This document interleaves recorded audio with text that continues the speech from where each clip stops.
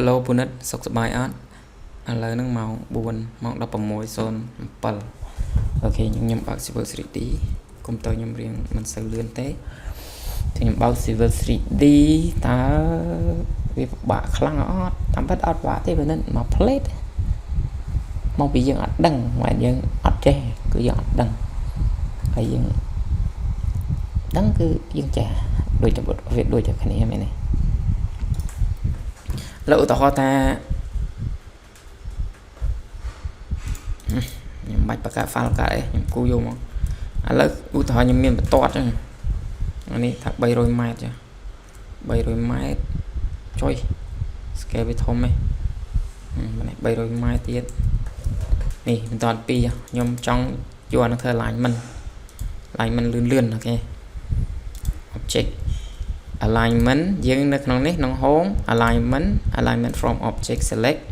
enter មកមានសញ្ញាព្រួយបើសិនជាផ្លូវយើងចាប់ផ្ដើមពីនេះទៅនេះយើង enter ទៅបើសិនជាមកពីនេះវិញយើងចុច reverse អូខេចឹងយើង enter មកឥឡូវគេដាក់ឋាន site none យើងចង់បង្កើត site ក៏បានយើងដាក់ none ក៏បានអត់អីទេ site ហ្នឹង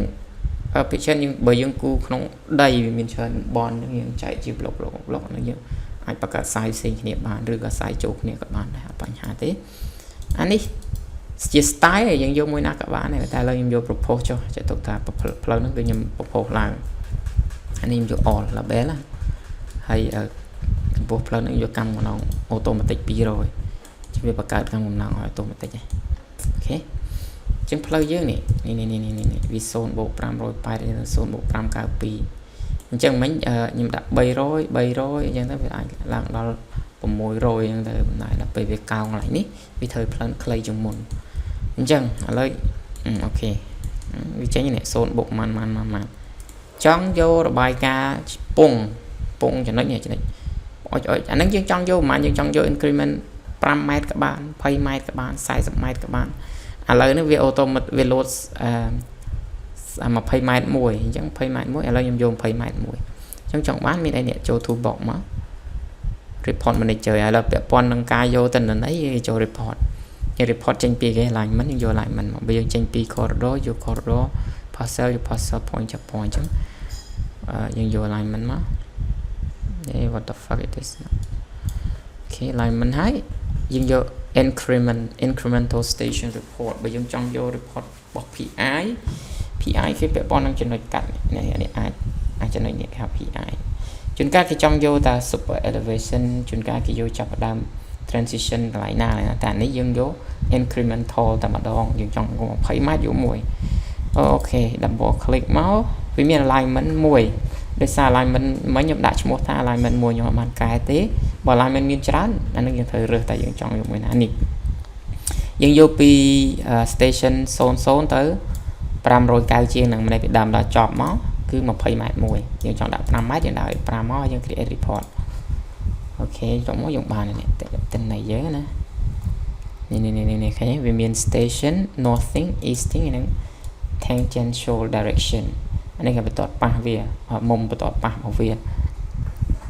សារវាកន្លែងទៅត្រង់មុំបន្តប៉ះវាគឺស្របជាមួយគ្នាជាងមុំវាគឺជាមុំផ្លូវនឹងឯងចឹងអ្វីដែលបណ្ឌិតឯងចង់បានតាមខ្ញុំស្ដាប់គឺចង់បានប៉ុណ្ណេះនេះប៉ុណ្ណេះអូខេចង់បាន copy មក copy ដាក់ Excel ឲ្យធម្មតាឥឡូវខ្ញុំយក Excel អូខេខ្ញុំ copy ដាក់ក្នុង Excel មកប៉ោះបើយ៉ាតែចុងមកផាសផ្លឹបចុយយើងមិនមែន copy ចឹងទេជាមួយ copy ម្ដងទៀតរបកាច់ឥឡូវយើងcopy Ctrl A សោះថ្មីមក Ctrl C paste មានច្រើននេះ match destination formatting នេះយកហ្នឹងមកបានមកយើងផាសជា text ចឹងហើយផាសជា text វាចូលតាមជួរវាអត់យក format ឲ្យចេះវាចូលតាមជួរឲ្យចឹងអានេះចង់យកចង់យកលុបចោលទៅអូខេបាយបាយ